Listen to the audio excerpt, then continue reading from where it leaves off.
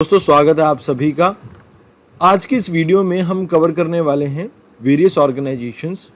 अच्छा, लास्ट कल जो वीडियो आई थी प्लस आज जो वीडियो है, इन दोनों के ही नोट्स आपको जो मैंने हैंड रिटन नोट्स दिए हैं उसमें मेंशन नहीं है, बिकॉज प्रॉब्लम ये है कि इनमें से क्वेश्चन बहुत रेयरेस्ट ही पूछे जाते हैं। तो मैं चाहता हूं कि आप सिर्फ इन दो पीपीटीज को साथ में रखना, जब भी रिवाइज करें एक बार इससे गो थ्रू हो जाना, दैट्स इट। क्योंकि हो सकता है कि इनके बारे में क्वेश्चन आए या ना आए, आप फालतू में अपनी जगह ना वेस्ट करें। तो यहाँ पर हम सबसे पहले आज की ऑर्गेनाइजेशन के बारे में जिसके बारे में बात कर रहे हैं वो है animal welfare board of India. अच्छा, आज की जो हमारा लेक्चर है वो स्पेशली फोकस कर रहा है ऑर्गेनाइजेशन जो बायोडाइवर्सिटी कंजर्वेशन या एनिमल से रिलेटेड चीजों में हेल्प कर रही है। साथ ही साथ हम दो मूवमेंट्स के बारे में समझेंगे, एक है चिपको मूवमेंट, एक है नर्मदा बचाओ आंदोलन।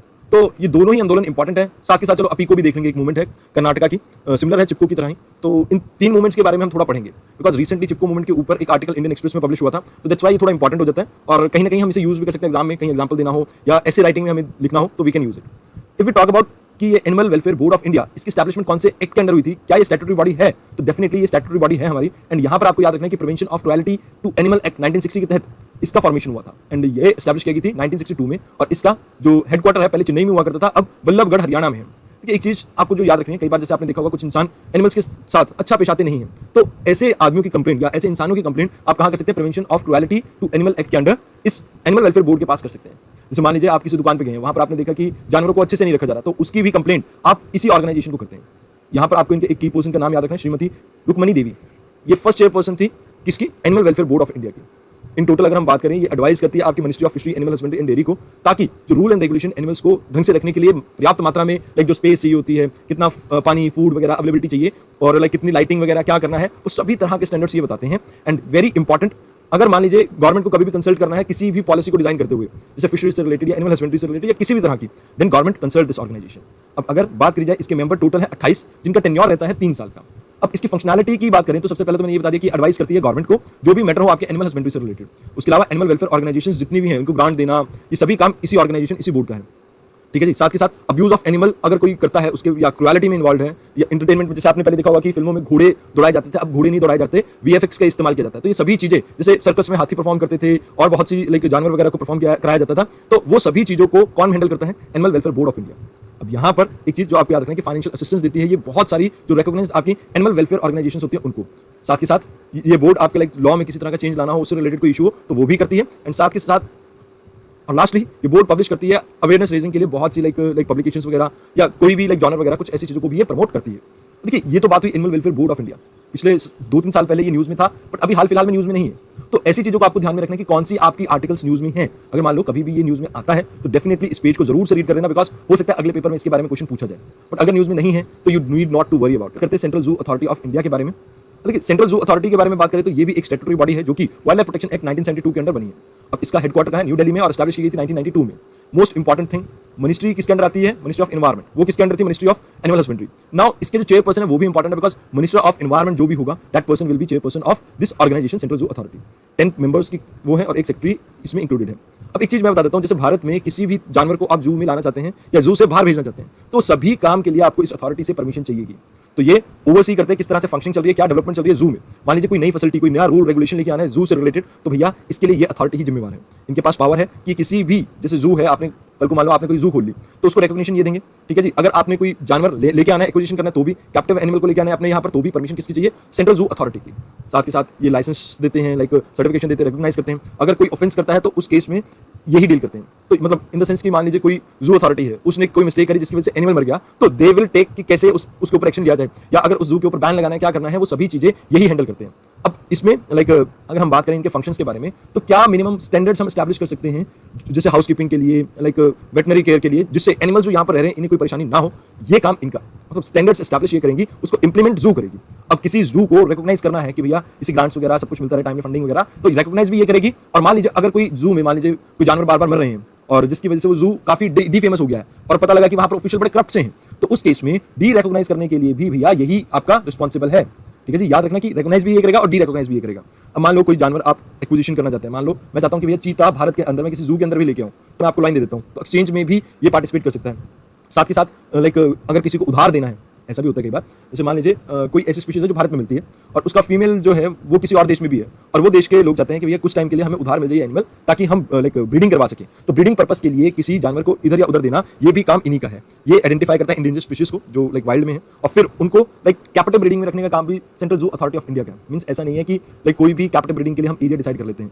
कैप्टिव ब्रीडिंग के लिए जो एरिया डिसाइड होता है जनरली वो सेंट्रल जू अथॉरिटी के अंडर आता है, ताकि उसे ढंग से हम रेगुलेट कर सकें। तो ये चीजें थोड़ी सी आपको ध्यान में रखनी है कि किसका क्या फंक्शन है। साथ के साथ एक स्टड बुक होती है। स्टड बुक होती है किसके लिए? जो भी इंडेंजर्ड स्पीशीज है जो कैप्टिव ब्रीडिंग में रखी गई हैं, ब्रीडिंग में रखी गई हैं, उनके इसके बाद कोऑर्डिनेट करता है ये कैप्टिव ब्रीडिंग में जो रिसर्च प्रोजेक्ट्स वगैरह चलते हैं। जैसे ऐसा होता है ना कि कैप्टिव ब्रीडिंग में कई साइंटिस्ट वगैरह इन्वॉल्व होते हैं, वो R&D भी कर रहे होते हैं कि भैया किस तरह से एक एनिमल बिहेव करता है जब उसे कैप्टिव ब्रीडिंग में रखा जाता है, एवरीथिंग लाइक दिस। तो वहां पर एजुकेशनल प्रोग्राम वगैरह जो चल रहा है या ब्रीडिंग के टाइम पे जो रिसर्च वगैरह कंडक्ट की जा रही है, उसके लिए भी कोऑर्डिनेट यही ऑर्गेनाइजेशन करती है। That is most important. अब यहाँ पर जितने भी आपके जू से रिलेटेड बाकी भी काम होंगे वो भी ये सेंट्रल जू अथॉरिटी ही करेगी। Then let us come to the next organization. Next important organization है जूलॉजिकल सर्वे ऑफ इंडिया। अब इसके बारे में आपको पता होना चाहिए कि 1784 में एक आपकी ऑर्गेनाइजेशन बनी थी, एशियाटिक सोसाइटी ऑफ बंगाल, जिसे विलियम जॉन्स ने बनाया था। अब इसके बाद आपको ये भी थोड़ा बहुत समझ में आ गया होगा कि 1784 में बनी है, तो उस समय की कैपिटल जो थी वो कोलकाता थी। तो कोलकाता में बेसिकली इसके बारे में सबसे पहले लाइक फाउंडेशन वगैरह रखी गई थी, एंड पूरी तरह से इसको स्टैब्लिश किया गया था 1916 में। इसके 16 रीजनल स्टेशन है जो कि लाइक अलग अलग ज्योग्राफिकल लोकेशंस पे हैं, सो दैट हम यहाँ पर इनके बारे में अच्छे से सर्वे वगैरह कंडक्ट कर सकें उस सहूलियत के लिए। देन साथ के साथ आपको पता होना चाहिए कि ये किसके अंडर आता है मिनिस्ट्री के, क्योंकि कई बार ऐसे क्वेश्चन आपसे पूछे जाते हैं। तो यहाँ पर आपको याद रखना है कि मिनिस्ट्री ऑफ एनवायरमेंट के अंडर आता है, एंड कौन कौन सी ऑर्गेनाइजेशन इसके अंडर आती है आपको पता होना चाहिए। अब मैंने आपको एक जॉनर के बारे में बताया था, इनविस, जिसका है एनवायरमेंट इंफॉर्मेशन सिस्टम। तो ये कहीं ना कहीं इसकी डेवलपमेंट में हेल्प करते हैं। साथ के साथ जो साइट्स है उसके साथ भी ये वर्क करता है। अब इनका काम क्या है हम इसको थोड़ा सा डिटेल में समझते हैं। देखिए, अब कई बार ऐसा होता है कि जानवरों को प्रोटेक्ट करने के लिए, कंजर्व करने के लिए हमें ट्रेनिंग वगैरह प्रोवाइड करनी होती है। तो ये ट्रेनिंग वगैरह देना, कैपेसिटी बिल्डिंग के ऊपर फोकस करना, ह्यूमन रिसोर्सेज की डेवलपमेंट के ऊपर फोकस करना, ये सभी इनके काम है। अब इनका ऑब्जेक्टिव क्या है ये आपको पता होना चाहिए। पहली चीज तो सर्वे कंडक्ट करना। साथ के साथ हम यहाँ पर ये भी कोशिश करते हैं कि हम कैसे अपनी नॉलेज बेस को इंप्रूव कर सकें, क्योंकि भारत में बहुत सारा रिच बायोडाइवर्सिटी देखने को मिलता है एनिमल्स में। तो उस फॉनल जो आपकी डाइवर्सिटी है उसके बारे में कैसे हम अपनी सोच को और बड़ा कर सकते हैं, इसके ऊपर भी फोकस करता है। अब ये रेड डाटा बुक पब्लिश करता है इंडियन एनिमल्स के लिए, सिर्फ और सिर्फ Indian animals. Fauna of India, fauna of state, fauna of conservation area, ये सभी पब्लिकेशन इसी की है। तो ये आपकी जूलॉजिकल सर्वे ऑफ इंडिया के बारे में इंपॉर्टेंट इन्फॉर्मेशन है, और बहुत कम ही ये ऑर्गेनाइजेशन न्यूज में रहेगी। तो मुश्किल ही है इसके ऊपर यूपीएससी आपसे क्वेश्चन पूछे। तो मैं आपको फिर से वही बात कहूंगा कि इन केस अगर न्यूज में रहे ये, तो आप डेफिनेटली इसके बारे में पढ़ें, अदरवाइज आप स्किप कर सकते हैं इस ऑर्गेनाइजेशन को। Now let us talk about forest survey of India के बारे में। काफी इंपॉर्टेंट है, लाइक 1981 में स्टैब्लिश किया गया था। इसका हेडक्वार्टर देहरादून में है, मिनिस्ट्री ऑफ एनवायरमेंट के अंडर आता है। अब ये जो आपका सर्वे वगैरह है इसकी शुरुआत हुई थी 1965 में, और बाद में इसे like forest survey of India के नाम से 1981 में जाना गया था। उससे पहले इसका नाम था pre investment survey of forest resources. अब ये बेसिकली क्या करता है आप इसे समझे। देखिए, हर 2 साल में ये आपका सर्वे कंडक्ट करता है और हमें ये बताता है कि भारत के अंदर जो फॉरेस्ट है उसके क्या मायने हैं, मींस कि उसका क्या साइज जो है वो बढ़ा है, घटा है, ये सभी चीजें ये बताता है। अब फॉरेस्ट सर्वे रिपोर्ट जो है ये रिलीज करना कब से स्टार्ट हुआ था? 1987 से। मतलब हर 2 साल में एक बार ये रिपोर्ट रिलीज होती ही होती है, और ये 1987 से रिलीज करनी स्टार्ट हुई थी। और ये ऑर्गेनाइजेशन इस साल, मतलब आने वाले साल में आपका न्यूज में रहेगा, बिकॉज 2023 में आपके इस सर्वे की रिपोर्ट एक बार फिर से पब्लिश होगी। तो यहाँ पर आपको इस ऑर्गेनाइजेशन के बारे में याद से अच्छे से पढ़ना है। अब ये क्या करता है, ये कंडक्ट करता है आपकी लाइक फॉरेस्ट के पूरा का सर्वे, जिसमें ये एक इन्वेंटरी तैयार करता है फॉरेस्ट और नॉन फॉरेस्ट एरिया की, और डाटाबेस तैयार करता है कि कौन कौन से ट्री रिसोर्सेज हमारे पास मिलते हैं। इसके अलावा भारत का ये थीमेटिक मैप ड्रॉ करता है, मतलब कहाँ कहाँ हमें जंगल देखने को मिल रहे हैं, वो पूरा थीमेटिक मैप ये तैयार करने की जिम्मेवारी एरियल फोटोग्राफ्स के थ्रू इनकी है। देन ये नोडल एजेंसी है जो कलेक्ट करती है डाटा, कंपाइल करती है, स्टोर करती है जो भी हमारा फॉरेस्ट से रिलेटेड डाटा उनको। साथ के साथ ये हेल्प करती है स्टेट और यूटीज के फॉरेस्ट डिपार्टमेंट को, ताकि वो अपने यहाँ पर मिलने वाले फॉरेस्ट रिसोर्स का सर्वे और मैपिंग कर सके। तो ये चीजें तो आपको लाइक सभी को पता होंगी। अब थोड़ी बहुत चीजें हम जान लेते हैं इसके रिपोर्ट के बारे में भी। अभी रिसेंटली जो इसकी रिपोर्ट पब्लिश हुई है वो 2021 की है, तो 2 साल बाद होनी है, तो 2023 में इसकी रिपोर्ट पब्लिश होगी, और इसके बारे में आपको जरूर से पढ़ना है, बिकॉज क्वेश्चन आएंगे इसके बारे में। तो अभी रिसेंटली इसकी एक रिपोर्ट रिलीज हुई थी 2021 में, forest Indian state of forest report 2021। अब ये बेसिकली यूज करते हैं हम लाइक प्लानिंग में, जो पॉलिसी फॉर्मेशन है उसमें, कि कैसे फॉरेस्ट को मेंटेन करें, कैसे हम एग्रो फॉरेस्ट्री सेक्टर को डेवलप करें, कैसे हम फॉरेस्ट को कंजर्व करें। बिकॉज जब तक हमें ये नहीं पता होगा हमारे पास फॉरेस्ट कितना है, उसको कंजर्व हम नहीं कर पाएंगे। अभी ये जो रिपोर्ट पब्लिश हुई थी, 17वीं रिपोर्ट है लाइक जो भारत में पब्लिश हुई है, ये असेस करता है इंडिया का forest cover and tree cover को। दोनों अलग अलग चीजें होती हैं, दोनों के बारे में मैं आपको बताऊंगा कि फॉरेस्ट कवर क्या होता है और ट्री कवर क्या होता है।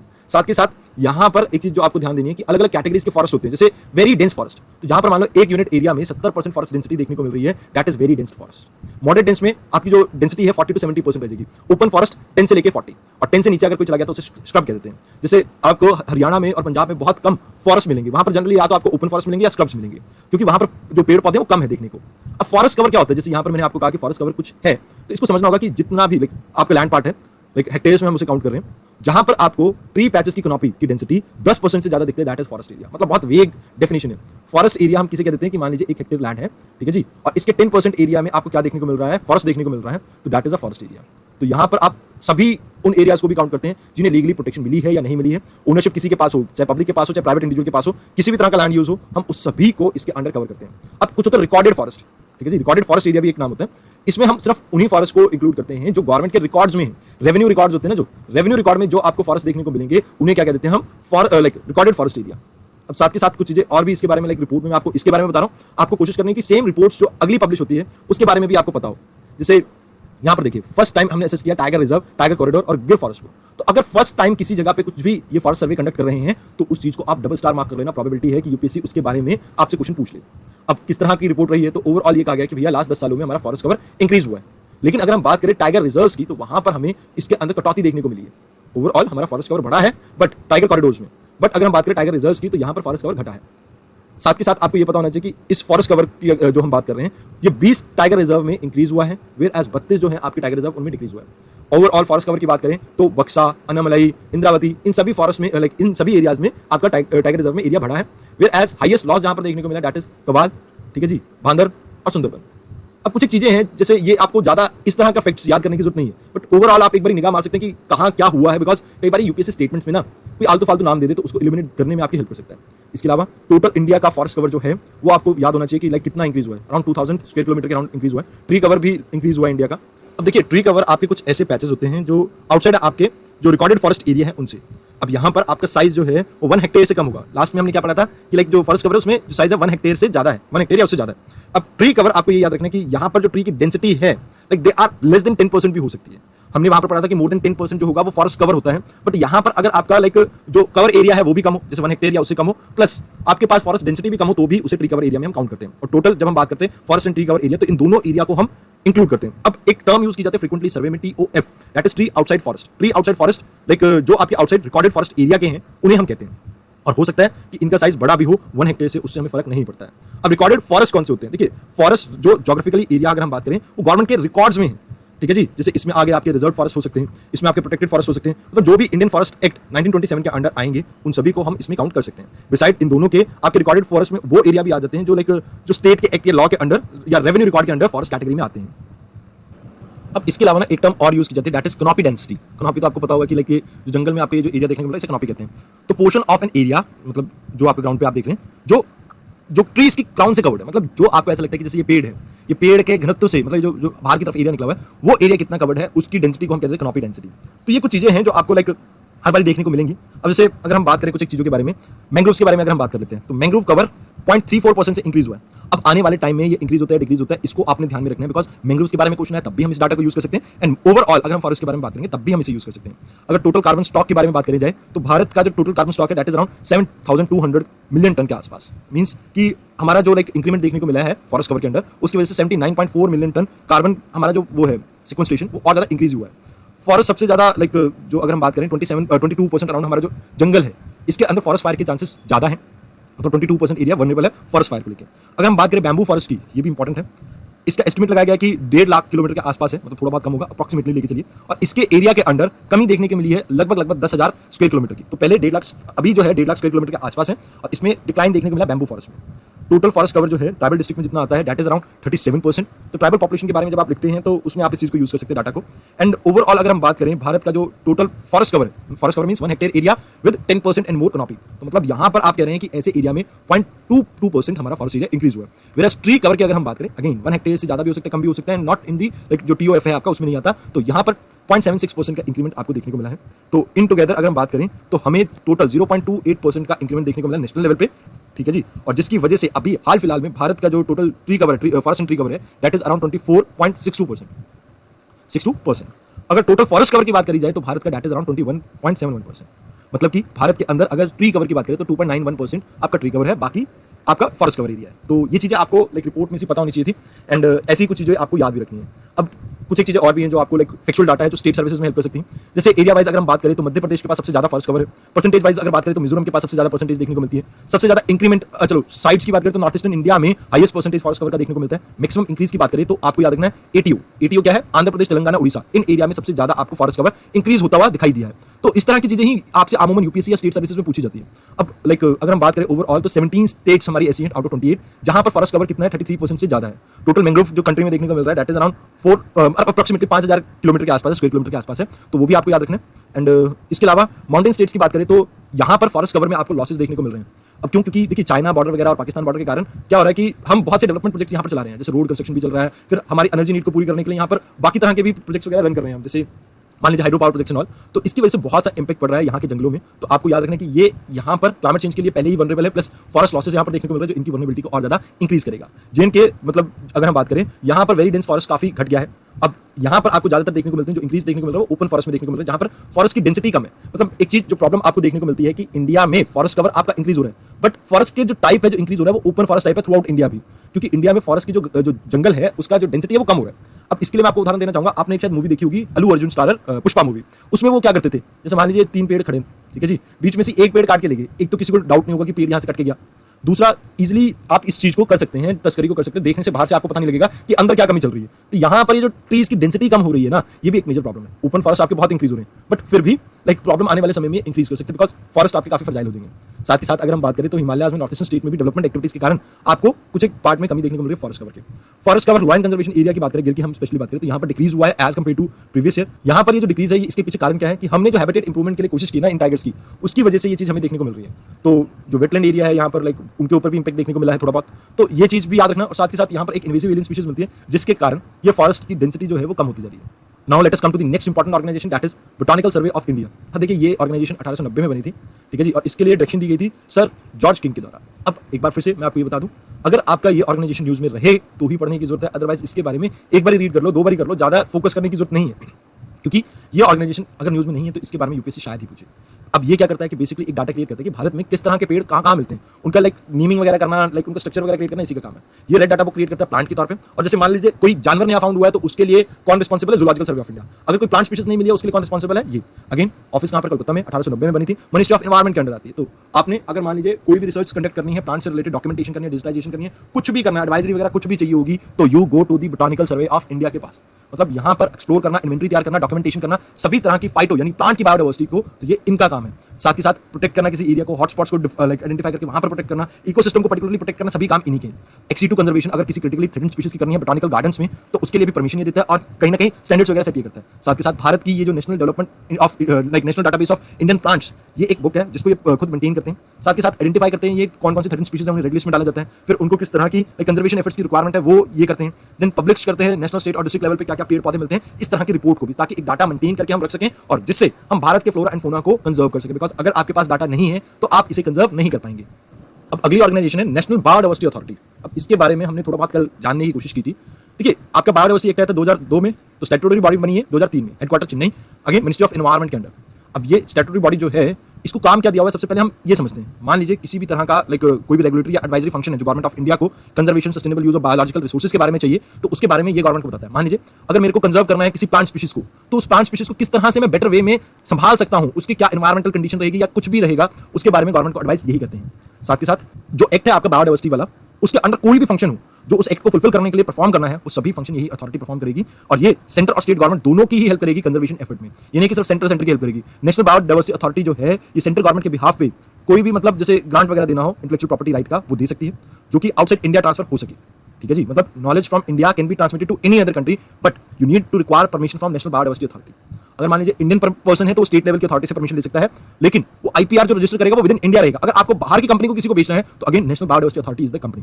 अगर कोई बाहर की कंपनी ने इंडिया में आकर रिसर्च कंडक्ट करनी है तो आपको नेशनल बायोडाइवर्सिटी अथॉरिटी इससे परमिशन लेनी होगी। साथ ही साथ अगर आपने कोई लाइक एनआरआई वगैरह है तो उसको भी अगर लाइक लोकल रिसर्च वगैरह कंडक्ट करनी है तो वो लोकल कम्युनिटी से परमिशन ले सकता है। लेकिन जो एनआरआई नहीं है ना इंडियन सिटीजन है, तो उनके लिए आपकी कौन सी अथॉरिटी काम करेगी, सिर्फ और सिर्फ नेशनल बायोडाइवर्सिटी अथॉरिटी। ये इंपॉर्टेंट है बिकॉज कई बार इस तरह के क्वेश्चन आपसे पूछे जाते हैं, बिकॉज हमेशा से ही जो ये आपके जो चीज़ होती है ना लाइक आईपीआर एंड ऑल, इसके ऊपर यूपीएससी का फोकस रहता है। साथ ही साथ ये सपोर्ट करती है आपकी स्टेट बायोडाइवर्सिटी बोर्ड की फॉर्मेशन में, बायोडाइवर्सिटी हेरिटेज साइट्स को ये लाइक कंसल्ट करके स्टेट गवर्नमेंट के साथ और लोकल बॉडीज के साथ नोटिफाई करती है। तो ये चीज़ें कौन परफॉर्म करते हैं, यही करते हैं। तो ये कुछ इंपॉर्टेंट चीज़ें थी जो आपको इनके बारे में पता होना चाहिए। साथ ही साथ अगर इसके स्ट्रक्चर के बारे में बात करें तो अथॉरिटी सबसे ऊपर है, फिर सेक्रेटरी है, फिर आपके जो स्टेट लेवल के बोर्ड आगे, फिर आपके लोकल लेवल्स के बोर्ड, फिर एक्सपर्ट कमेटी। तो these are the total structure of this complete organization. और ये कहीं ना कहीं कन्वेंशन ऑन बायोडाइवर्सिटी जो है आपका उसके लाइक उसको इंडिया में इंप्लीमेंट करने के अंदर हेल्प करता है। अब देखिए अगर हम नेशनल बायोडाइवर्सिटी अथॉरिटी के बारे में बात करें, एक दो चीजें जो आपको खासकर ध्यान रखनी है। पहली चीज आपको जो याद रखनी है दैट इज अगर कोई पर्सन या ऑर्गेनाइजेशन ऑब्टेन करते कोई बायोलॉजिकल रिसोर्स इंडिया से और उसे रिसर्च वगैरह कमर्शियली यूटिलाइज करना चाहते हैं रिसर्च प्रोडक्ट को, तो इसके लिए परमिशन किसकी चाहिए? एनबीए। मतलब इसका जो सबसे खास फंक्शन है उन्हीं को मैं बता रहा हूँ एक बार फिर से। इसके साथ साथ आपको ये याद रखना कि अगर ट्रांसफर करना है कोई भी ऐसा सर्च रिजल्ट, मान लीजिए इंडियंस ने ऑब्टेन किया था बट आप इसे ट्रांसफर करना चाहते हैं किसी और कंट्री के अंदर, तो इसके लिए भी परमिशन चाहिए। अगर कोई इंटेलेक्चुअल प्रॉपर्टी राइट को क्लेम करना चाहता है, कोई भी जैसे इन्वेंशन जो रिसोर्स इंडिया का यूज कर रहा है और आईपीआर को क्लेम करना चाहता है, तो उससे पहले आईपीआर को रजिस्टर करने से पहले आपको किससे बात करनी पड़ेगी? You have to talk to the national biodiversity authority. तो ये इसके जो चुनिंदा इंपॉर्टेंट फंक्शन है वो है। अब जो थ्रेटन स्पीशीज है उनको नोटिफाई करना, उनके बारे में जो रेगुलेट करना, कलेक्शन, रिहैबिलिटेशन और कंजर्वेशन, ये सभी नेशनल बायोडायवर्सिटी अथॉरिटी करती है। ये रिस्पॉन्सिबल है कैटेगराइजेशन के लिए बायोलॉजिकल रिसोर्सेज की। ठीक है जी। अगर कोई पर्सन इस एक्ट के साथ छेड़छाड़ करता है तो ये कॉग्निजेबल ऑफेंस के अंडर आता है और नॉन बेलेबल है। तो ये इंपॉर्टेंट चीजें हैं जो आपको पता होनी चाहिए इस अथॉरिटी। ये कुछ इंपॉर्टेंट चीजें हैं जो आपको पता होनी चाहिए। इस पर्टिकुलर अथॉरिटी के बारे में। Now let us come to the next important organisation, that is WWC, I guess देख लेते हैं। हाँ, WCCB, wildlife crime control bureau. इसे एस्टैब्लिश किया गया था 2006 के अराउंड। आपको पता होगा मिसिंग टाइगर रिपोर्ट के बारे में मैंने आपको बताया था। उसके बाद मिनिस्ट्री ऑफ एनवायरमेंट मतलब इसे हेड कर रही है, अगर इसका हेडक्वार्टर बोले तो न्यू दिल्ली में है। और ये एक स्टैट्यूटरी ऑर्गेनाइजेशन है आपका वाइल्ड लाइफ प्रोटेक्शन एक्ट 1972 के अंडर, जिसे अमेंड किया गया था 2006 में, ताकि हम इसे एस्टैब्लिश कर सके। रीजनल ऑफिस दिल्ली, कोलकाता, मुंबई, चेन्नई, जबलपुर में आते हैं। जबलपुर मध्य प्रदेश है, जहां पर एक्चुअल में 2004 के टाइम पे क्राइम ट्राइबल क्राइम, मैंने आपको कहा नहीं था, ट्राइबल पॉपुलेशन ने मिलकर शेरों को मारने की कोशिश की थी, तो वो काम इन्होंने जबलपुर में हुआ था, जिस वजह से एक ऑफिस यहाँ पर भी है। ऑब्जेक्टिव इसका ये है कि वाइल्ड लाइफ के रिलेटेड जितने भी क्राइम होते हो इंडिया में, उन सभी को हम कैसे कंट्रोल कर सकते हैं। आपने अक्सर इस ऑर्गेनाइजेशन के बारे में आप सुनेंगे जब भी आप किसी स्पीशीज की रिकवरी, यानी इन द सेंस कि कोई इन स्पीशीज को बेचने की कोशिश कर रहा था, तो रिकवरी के बारे में आप न्यूज आर्टिकल सुनेंगे, तो इनके बारे में आप जरूर से सुनेंगे। जैसे प्रोजेक्ट थंडर के अंदर आपने इनके बारे में सुना होगा, माइक के अंदर इनके बारे में सुना होगा। तो नॉट जस्ट टाइगर, हर एक वाइल्ड लाइफ को कंजर्व करने के काम कर रहे हैं। एडिशनल डायरेक्टर जनरल जो है वाइल्ड लाइफ के, is ex officio director of this organization as well. साथ के साथ ये नोडल आपकी पॉइंट है, जहां पर आप जो एक सावन करके एक ऑर्गेनाइजेशन है, that is South Asia wildlife enforcement network, India को उसके अंडर यही रिप्रेजेंट करता है। Basically Operation Save Kurma, Thunderbird, Wild Net, Lesknow, Birbil and Clean Art जहां पर मंगूस के बालों को यूज किया जाता था पेंटिंग वगैरह में, वो है। तो इन सभी के लिए इसने वर्क किया इन सभी प्रोजेक्ट्स में। एंड UNEP की तरफ से इसे एशिया एनवायरमेंट एनफोर्समेंट अवार्ड मिला था 2018 में। तो ये ऑर्गेनाइजेशन अपने आप में बहुत इंपॉर्टेंट हो जाती है। अब अगर फंक्शंस के बारे में बात करें तो यहाँ पर आपको याद रखना कि जितना भी इंटेलिजेंस गैदरिंग का काम है ना, कि भैया किस तरह से क्राइम कमिट होते हैं वाइल्ड लाइफ एरिया में, उन सब के बारे में ये डाटा वगैरह कलेक्ट करती है। साथ के साथ ये आपकी centralize wildlife crime data को एक बैंक क्रिएट करती है, जहां से हमें ये पता लग सके कि किस तरह से क्राइम कमिट हो रहे हैं। जैसे मान लीजिए कौन सा रूट इस्तेमाल कर रहे हैं, कौन से एरिया में ज़्यादा वल्नरेबिलिटी देखने को मिल रही है, ये सभी चीज़ें ये कहीं ना कहीं डिसाइड कहीं ना कहीं एक डाटा क्रिएट करके जो लोकल एरिया की जो आपकी जो इन्फोर्समेंट एजेंसीज हैं उनकी कैपेसिटी बिल्डिंग के ऊपर फोकस करती है। साइंटिफिक वे में इन्वेस्टिगेशन कैसे करें, प्रोफेशनली इन्वेस्टिगेट कैसे करें क्राइम को, जो वाइल्ड लाइफ से रिलेटेड है उनके बारे में इन्फॉर्मेशन गैदर करना और देना इन्हीं का काम है। ये असिस्ट करती है आपकी स्टेट गवर्नमेंट को, जिससे हम इंश्योर कर सकते हैं कि जो वाइल्ड लाइफ रिलेटेड क्राइम है उसका प्रोसिक्यूशन रेट जो है वो अच्छा रहे। साथ के साथ ये कोऑर्डिनेट करती है आपकी फॉरेन अथॉरिटीज के साथ, इंटरनेशनल ऑर्गेनाइजेशन के साथ, जो भी वाइल्ड लाइफ क्राइम से रिलेटेड डाटा में डील करते हैं। इसके अलावा ये एडवाइस करती है गवर्नमेंट को कैसे, जैसे वाइल्ड लाइफ क्राइम जहां पर हो रहे हैं और उसकी क्या नेशनल और इंटरनेशनल रेमिफिकेशन या क्या इंपैक्ट रहेगा, उससे रिलेटेड गवर्नमेंट को एडवाइस करती है, असिस्ट करती है, एडवाइस करती है आपकी कस्टम अथॉरिटीज को। जैसे मान लीजिए वाइल्ड लाइफ प्रोटेक्शन एक्ट के अंडर किसी स्पीशीज के ट्रेड में रोक लगा रखी है, तो वो साइट्स के अंडर जो रोक लगा रखी है, वो जो हमारी इंपोर्ट एक्सपोर्ट पॉलिसी है उसके अंडर अगर हम किसी फ्लोरा और फौना के कोई कंसाइनमेंट वगैरह आया है, उसको चेक करना कस्टम ड्यूटी की हेल्प करता है उसमें आपके wildlife protection wildlife crime control bureau. Now next organization is your national board for wildlife. ये एक इंपॉर्टेंट ऑर्गेनाइजेशन अगेन 2003 में आई थी। ये यहाँ पर आप याद रखना कि न्यू दिल्ली में इसका हेडक्वार्टर है, मिनिस्ट्री ऑफ एनवायरमेंट के अंडर आती है। इसने रिप्लेस किया था Indian board for wild life को, जो कि फॉर्म किया गया था 1952 में। अब ये एडवाइजरी बोर्ड है, स्टैट्यूटरी बोर्ड है, जो आपका वाइल्ड लाइफ प्रोटेक्शन एक्ट 1972 के अंडर बना था। इसके चेयरपर्सन है आपके प्रधानमंत्री और वाइस चेयरपर्सन इसके हैं मिनिस्ट्री ऑफ एनवायरमेंट के जो हेड होंगे। 45 मेंबर्स और होते हैं, 19 एक्स ऑफिशियो मेंबर हैं, 3 MPs वगैरह आ जाते हैं, 2 लोकसभा से, 1 राज्यसभा से और 5 NGOs के मेंबर भी इसमें रहते हैं अमूमन। अब इसका ऑब्जेक्टिव क्या है कि कैसे हम प्रमोट करें conservation and development of wild life and forest. तो फॉरेस्ट और वाइल्ड लाइफ दोनों के ऊपर ये फोकस करता है। इसके पास पावर है कि जो भी आपके वाइल्ड लाइफ रिलेटेड मैटर है या कोई प्रोजेक्ट वगैरह है उसको अप्रूव करना है, जो नेशनल पार्क या वाइल्ड लाइफ सेंचुरी के अराउंड बन रहा है, तो उसके बारे में परमिशंस वगैरह किससे लेनी पड़ेंगी? National board for wild life से।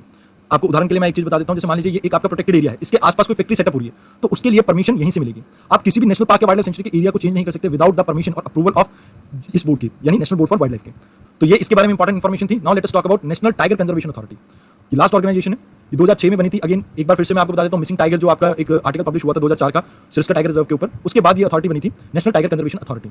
ये tiger and other endangered species के अंदर हेल्प करती है, कैसे उनको मेंटेन करना है, और इसके साथ हेल्प करता है आपका wildlife crime control bureau.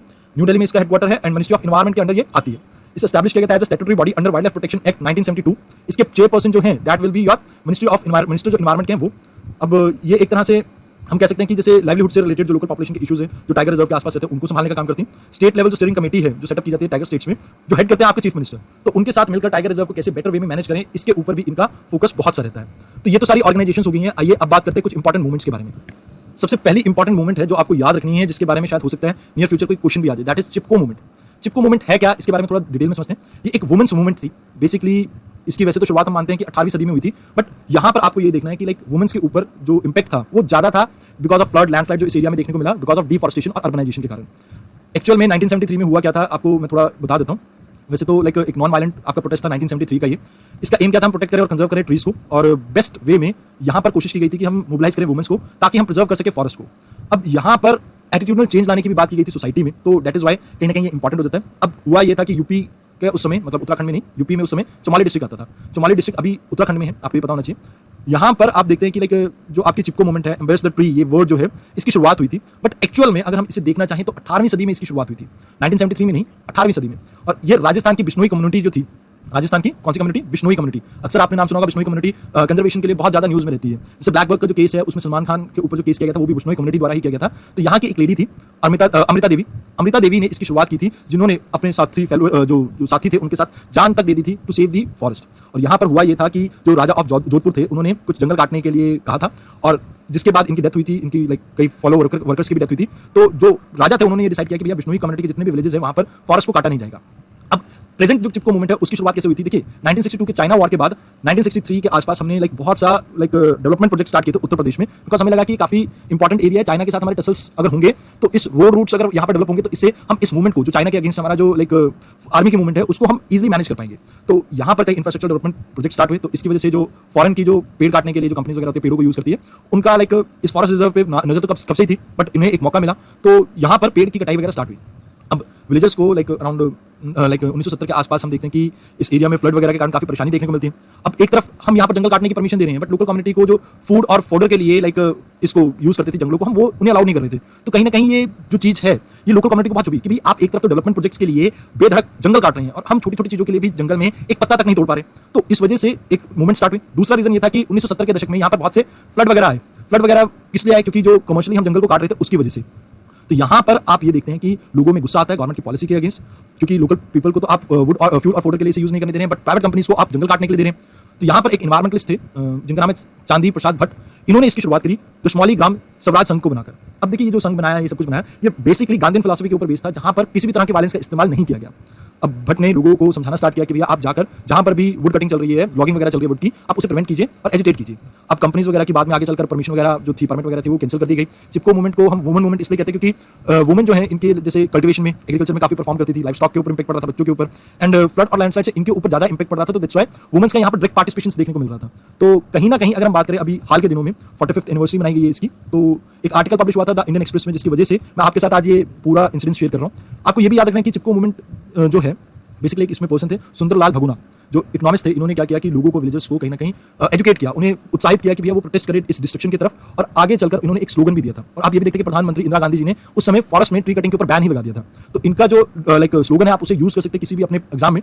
Ecology is permanent. Ecology मतलब आपका जो लाइक आसपास का इन्वायरमेंट है, लाइक एबायोटिक बायोटिक कंपोनेंट, वो सभी आपके परमानेंट है, इकोनॉमी नहीं। ठीक है जी, ecology is permanent economy means कि आप अगर इकोलॉजी को कहीं ना कहीं प्रोटेक्ट करते हैं तो वहां से आप इकोनॉमी को ग्रो करवा सकते हैं, but it is not that कि आप इकोनॉमी को ग्रो करवाते हुए इकोलॉजी को नुकसान पहुंचाएंगे, उससे आप बचे रहेंगे। यहाँ पर जो आपका कोट है इकोलॉजी इज परमानेंट इकोनॉमी, ये आप यूज कर सकते हैं जब भी आप इकोनॉमी एंड एनवायरमेंट के बारे में कुछ लिख रहे हो। तो इस कोट से आप शुरुआत करेंगे तो कहीं ना कहीं ये आपको हेल्प कर सकता है एक्स्ट्रा 0.5 मार्क्स को फेच करने में। अब ऐसी एक मूवमेंट थी अपीको मूवमेंट। अपीको मूवमेंट क्या थी? अपीको मूवमेंट सदर्न स्टेट्स में आप देखते हैं चिपको मूवमेंट को, दैट इज अपीको मूवमेंट। अभी उत्तर कन्नड़ा आपको पता होगा, कर्नाटक डिस्ट्रिक्ट में वेस्टर्न घाट के आसपास जो एरिया पड़ता है, वहां पर ये मूवमेंट देखने को मिली थी 1983 में। ये सिमिलर है चिपको मूवमेंट के सदर्न साइड में। और जो अपीको है इसको कन्नड़ में कहते हैं हम हग, तो हग ट्री वाला ही है यहाँ पे। पांडुरंगा हेगड़े जो थे उन्होंने ये मूवमेंट स्टार्ट करी थी, और कल से ही फॉरेस्ट एरिया था जो इस पार्ट में, उसमें इस मूवमेंट को स्टार्ट किया गया था। अब यहाँ पर जो यूथ थे, वुमेन थे, सलंकी और सराउंडिंग विलेज के 5 माइल चल के इन्होंने ट्रीज को हक किया, जिसके बाद लोगों ने कहा कि भैया यहाँ पर आप ट्रीज की कटिंग के ऊपर बैन लगा दीजिए। ऑलमोस्ट 38 डेज तक ये आपका प्रोटेस्ट चला, जिसके बाद गवर्नमेंट ने अपनी पॉलिसी को विड्रॉ कर लिया।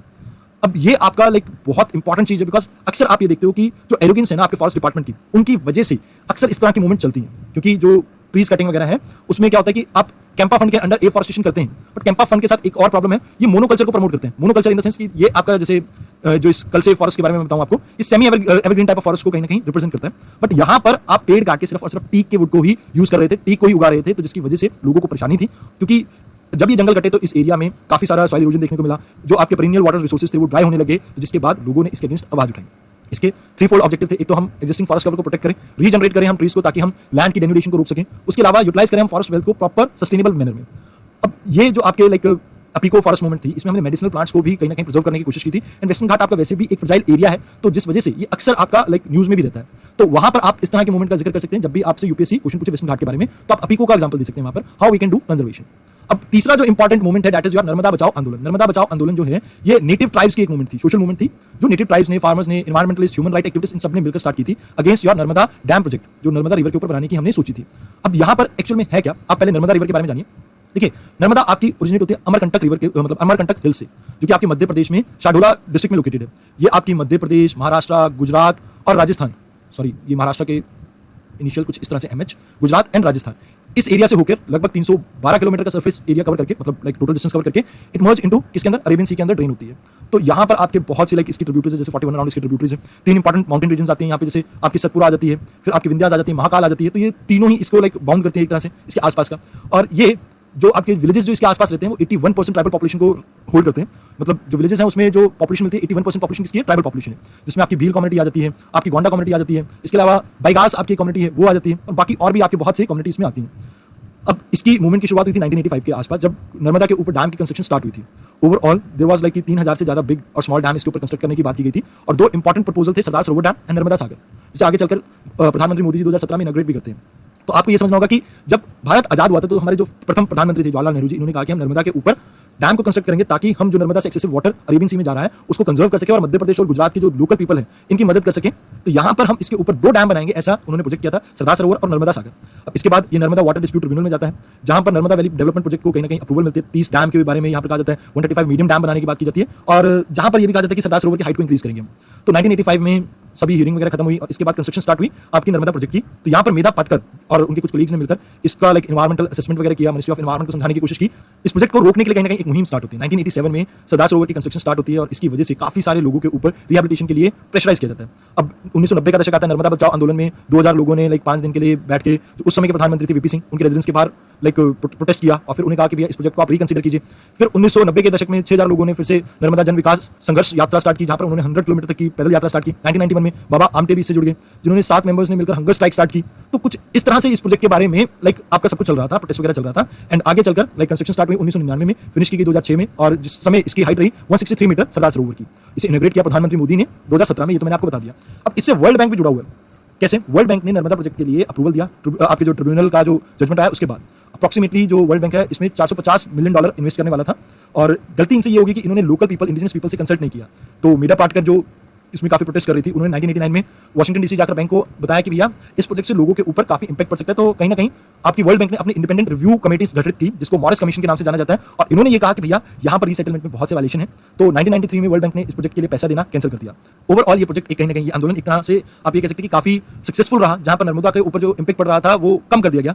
बट फिर भी मैं आपको ये कहना चाहूंगा, we will discuss in next upcoming lecture, there will be a debate called development versus conservation.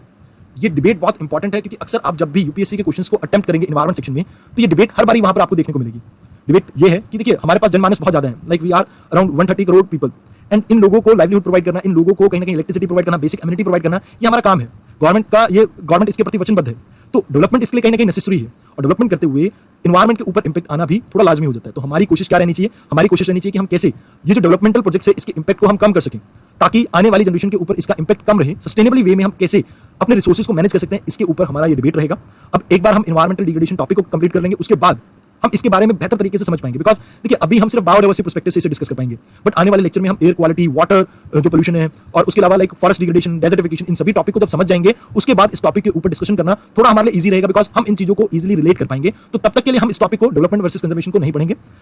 मैं कोशिश करूंगा कि जो हमारा लाइव डाउट सेशन रहेगा हम उसमें इस टॉपिक के बारे में लाइव डिस्कशन कर लें, ताकि आप एक ओपिनियन बिल्डिंग स्टेज पे आ सके। बिकॉज यूपीएससी में अपना खुद का ओपिनियन बिल्ड करना काफी इंपॉर्टेंट रहता है, और ये डिस्कशन एंड डिबेट से ज्यादा अच्छे से हो सकता है। तो हम डेमोक्रेटिक वे में इसके बारे में डिस्कस करेंगे। आप क्या कर सकते हैं, इसके बारे में कुछ अपने पॉइंट्स इकट्ठा करना स्टार्ट कीजिए। आने वाले 1-2 लेक्चर्स में हम लाइक एनवायरमेंटल डिग्रेडेशन के बारे में पढ़ेंगे, फिर पोल्यूशन के बारे में पढ़ेंगे, और फिर उसके बाद हम डिटेल में इस प्रोजेक्ट के बारे में, मतलब डेवलपमेंट वर्सेस कंजर्वेशन की जो डिबेट है इसके बारे में अच्छे से डिस्कस कर पाएंगे। तो आप अपनी तैयारी रखिए, आने वाले जो भी हमारे लेक्चर होंगे उसके अंदर हम इसके बारे में डिस्कस कर लेंगे। अब आप में से किसी को कोई भी डाउट हो, एक बार मैं फिर से आपको कहना चाहूंगा कि या तो आप व्हाइट प्लेन पेपर पे इसको लिखना स्टार्ट कीजिए, या आप क्या कर सकते हैं, मेरी जो टेलीग्राम आईडी है दैट इज विवेक 1810, आप इसके ऊपर मुझे मैसेज भी कर सकते हैं। कोशिश करना कि लेट नाइट मैसेजेस ना करें, क्योंकि अभी कुछ बच्चों के मेरे को लेट नाइट मैसेजेस आते हैं तो कई बार नींद डिस्टर्ब हो जाती है, कई बार रिकॉर्डिंग में होता हूं। तो आप कोशिश कीजिए कि अपनी तरफ से एक बार डाउट इकट्ठे कर लीजिए, आप डाउट सेशन में पूछ लीजिए। अगर आपसे वो नहीं होता, कुछ इंपॉर्टेंट है, कुछ ज्यादा इंपॉर्टेंट आपको समझ नहीं आ रहा है, तो आप मुझे इस पे मतलब कहीं ना कहीं मैसेज भी कर सकते हैं। बाकी इन्वायरमेंट के लिए मैं आपको एक बार फिर से कह रहा हूं कि जो चीजें मैं आपको साथ के साथ कह रहा हूं कि आपको करंट अफेयर्स अपडेट करनी है, उनके ऊपर फोकस करना, बिकॉज स्टैटिक पार्ट में से 1 या 2 क्वेश्चन आएंगे, डायनामिक पार्ट में से बहुत से क्वेश्चन आएंगे। अगर आप उसको मैनेज कर लेंगे तो इजीली आप अपने एग्जाम को भी मैनेज कर लेंगे, क्योंकि UPSC is all about managing things. Panic नहीं करना है, जो भी आपका करंट अफेयर है उसे मैनेज करना स्टार्ट कीजिए और डेफिनेटली रिजल्ट्स काफी अच्छे रहेंगे। और जो सेक्शन में आपको कवर करवा चुका हूं, हो सके तो उसके कुछ practice question, previous year questions तो मैं आपके साथ डिस्कस कर रहा हूं। तो आप क्या कर सकते हैं, जो वीकली आपको टेस्ट वगैरह मिलते हैं या वैसे आपको क्वेश्चंस मिलते हैं, आप वहां से प्रैक्टिस कर लीजिए, या आप कोई फ्री मटेरियल वगैरह डाउनलोड करके कहीं से भी, या कोई टेस्ट सीरीज कहीं से परचेज करके आप उसकी भी प्रैक्टिस कर सकते हैं, जिससे कि आपको ये पता रहे कि आप कौन से सेक्शन में वीक हैं और उसके ऊपर इंप्रूवमेंट टाइमली आप करते रहें, सो दैट आने वाले प्रॉब्लम्स में आपको किसी तरह की परेशानी का सामना ना करना पड़े। तो आज की इस वीडियो में इतना ही, धन्यवाद।